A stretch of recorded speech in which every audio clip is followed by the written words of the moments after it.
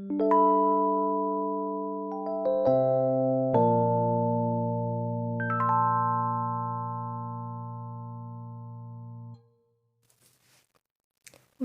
to TNC, where I spill the tea and we see how we can learn from it.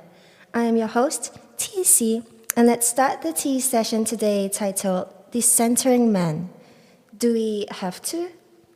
I remember being a younger teenager and telling my friend that it felt like there was this immense pressure, that everyone desires to be perceived a certain way, even people who act up and cause trouble for others. She kind of did agree with me. Years later, in fact, a few days ago, I spoke to a stranger at a music related event with a man who claimed that he used to be a drug dealer.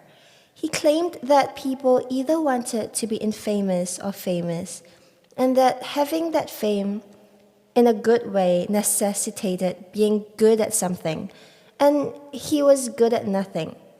This caused him to choose that career path at the time because he wanted to be infamous, to be perceived a certain way. And before this, I had never thought of it that way. The way this supposed ex drug dealer claims that some people have no grand reason for choosing to be a drug dealer, that they don't need to be a drug dealer, that they just want to be perceived as cool. And I'm saying this with inverted commas. Drugs are not cool. Y'all, it's cool and brave to say no to drugs. Let's all say no to drugs. Say yes to life. Real friends will never let you do drugs. This podcast does not condone anyone who does drugs or support any part of that industry. This was my first time meeting anyone like that, and I was kind of stressed on the inside. Never in my life did I imagine that I would have such a close encounter with anyone from the industry. And casually meeting an ex-drug dealer was definitely not on my bingo board for this year. Now, back to the main topic. For the most part of my life, I have always felt this nagging pressure to dress or act a certain way in front of certain people without them expressly asking me to. But I could never quite put my finger on it. In the grand scheme of things, we do live in a patriarchy. Most of us, that is. I am aware that there are some isolated tribes out there with matriarchies, but if you are listening to this right now, you probably have access to internet connection, which is about 66% of the world's population, according to a Forbes article in 2024. And the chances that you do live in a patriarchy is pretty high. In a patriarchy, as the term suggests, our world is structured to revolve around men.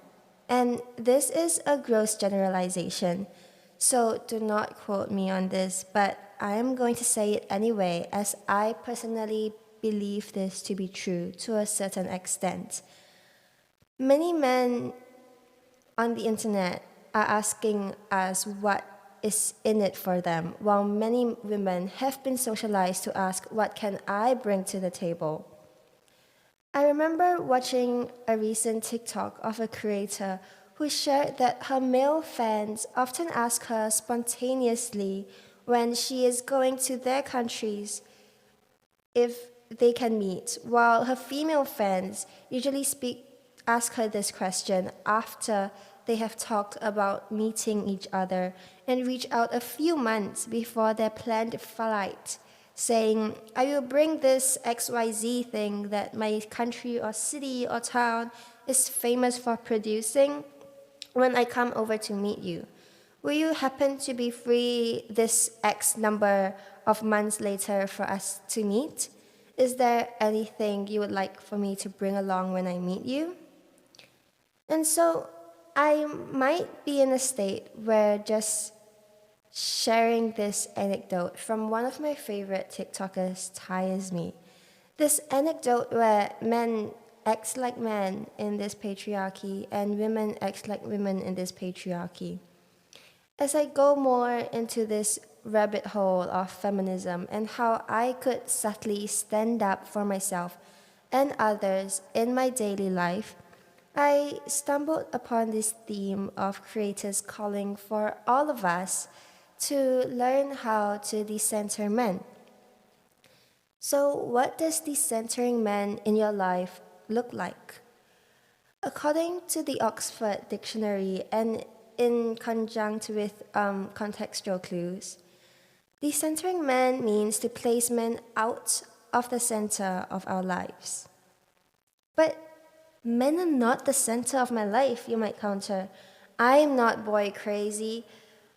Yes, you might not be boy crazy, but if you ever care to conform to social cues, some of your actions, thoughts, or words that happen in the heat of the moment or like just instinctively might well be putting men first.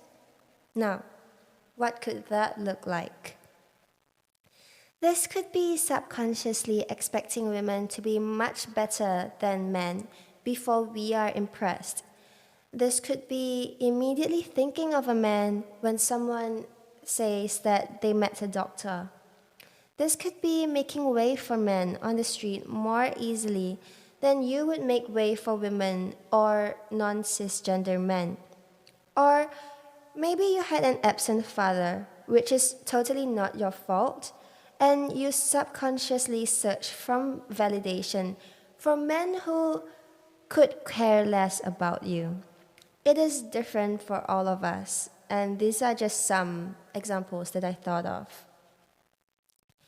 I remember a few years ago that I once had a friend tell me that she has to take the best pictures, carefully curated on her Instagram because there were attractive boys following her on that account. We were teenagers then, which is why I use the term boys here. And at the time, I found it unusual that she was so stressed about it. She has since come out as lesbian, by the way. But the boy crazy to lesbian pipeline is real. But why was she so stressed about how men would perceive her when she never really liked any of them in the first place? It is definitely the societal expectations, the pressure to fit in, and since most of us grew up in this patriarchy, all we could do is notice what is unfair in our lives and teach ourselves to unlearn it. Now, this is an example from my own life. Why did I ever consider myself close friends with men who had little emotional intelligence and showed little care about my emotions while cutting women off who were the exact same? These are both functioning people with sufficient intelligence, time, and resources to learn and show me that they care as friends. But why wasn't I holding them to the same standard? Hmm. Have you seen or heard of that social experiment where they left a group of young girls alone in one house and left a group of young boys alone in another house? One house was left perfectly neat, and the other was a mess by the end of the experiment. And I'm sure you can guess which one's which. The point is not that boys will be boys and that girls are neater or more respectful. The point is that we can be socialized from a young age. Young girls are taught that pain is beauty and they are taught to be a graceful swan, pristine and gliding above water while paddling frantically underwater, while boys are taught that boys will be boys and that scars are medals to be worn with pride. If you are intelligent enough to listen to this podcast and dwell on the concepts or themes, you have already been smart enough to be socialized to act a certain way within this patriarchy. The end goal of this journey is to own yourself in the end. Owning yourself means owning your thoughts, dreams, and desires and how you want to operate in the world, how you want to express yourself, and how you want to think and feel. You can't do that when an imaginary partner is dictating your actions. You can't own yourself when you are performing for a hypothetical man. You can't own yourself operating on someone else's criteria. You can only own yourself and put yourself first when your mind is clear from distractions and operating on your criteria. With this, I would like to come to my first tip of this episode, which could be debatable, but do not actively look for a romantic partner in men as a teenager or in your 20s. In this stage of our lives, this is a developmental period for you where you are exploring and deciding what makes you you. You don't want the idea of what you want to be influenced by a man. Moreover, according to research, the prefrontal cortex of the brain develops between ages 18 and 30. That's the area of the brain responsible for planning complex cognitive behavior, decision making, and moderating social behavior. Are you hearing this?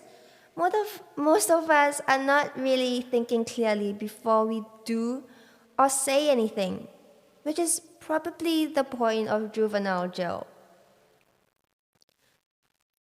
Let me go off point a little bit. So, by the way, this is also subtly linked to one of my favorite conspiracy theories. For those of you who are chronically online or really interested in Hollywood, many of you may have seen the memes and discussions about how Leonardo DiCaprio, aged 49 in 2024 this year, at the time of recording this podcast, has never dated a woman before above the age of 25. A big part of the discourse out there is about how this might be kind of pedophilic, considering the fact that he is now old enough to be of the same age or generation as his girlfriend's parents. He is now only enough, hypothetically, to be his girlfriend's father. But how about we flip the script? What if these girlfriends suddenly realized that their boyfriend was not all that? Was not worth their time when their prefrontal cortex finally developed? What if, since they only just begun to have a fully developed prefrontal cortex, it was only then that they were finally able to make better decisions for themselves and make the wiser decision to break up with their boyfriend. With a fully developed decision-making system, they may have only just realized that their boyfriend was not contributing enough to their relationship in the way that they want their boyfriend to. With a developed prefrontal cortex, you might have stronger boundaries more easily. You may decide that infidelity is a non-negotiable boundary that you will never allow anyone to overstep, no matter how much you love them, or that you will never let anyone change you to the point of non-recognition just to fit into the mold that your lover has prepared for you. I'm not saying that it's bad to change for love. It's just like to change too much and try too hard and until the point that you do not recognize yourself. Maybe we don't want that, do we? Consequently, The second tip of this episode is to make it your mission to find yourself. It could be as simple as teaching yourself how to cook your favorite dish so you can do it for yourself, or as difficult as persevering, as letting yourself set lofty aspirations and embarking on the journey to achieve them. Do not make yourself smaller for another. In many cultures around the world, even now, women are discouraged from making progress in life out of the fear that few men would want an accomplished woman. Let me cite an example I heard from a family friend a few years ago. Currently, Ehua, I'm not sure if I'm pronouncing this right, Ehua Women's University is one of the world's largest female educational institutes and one of the most prestigious universities in South Korea. Ehua Women's University has produced numerous South Korean women leaders, including politicians, CEOs, and legal professionals. And yet, I have heard some share the experiences of how they were discouraged from enrolling in this prestigious university just because fewer men would want to marry them in the future. But think about it. Do you really want a man who prays for your downfall? Do you want a partner who is insecure when you are accomplished? The only person you can really have the confidence to control the most is yourself. There is no telling when your Prince Charming may arrive, and no telling when you may get married. There's also no telling whether you would feel safe and secure in your marriage or whether the marriage would really last till your last breath. It would be foolish for you to limit your successes, to put a cap on your abundance just to wait for a man. So, this is a call for you to proactively seek ways to prosper, to dare to dream big and take action to achieve your goals. Work at figuring out what happiness looks like for you without a man in the picture. The third tip of this episode is to opt out of the gender based socialization that you grew up with in this patriarchy. Stop catering to the male gaze. And I know that at times this could also mean purposely catering to the opposite of the male gaze, such as refusing to wear school uniforms as an adult, as this has been sexualized by men, or refusing to eat a corn dog or lick an ice cream at games because the cameraman might feature you on the big screen for too long. This is all part of learning to be more aware with why we make the decisions we do and unlearning the actions which we have been socialized to do. Learn being ugly. Okay, this might be shocking, but listen carefully. The beauty standards on the big screen and in the media are not necessarily the same as the beauty standards for the human race.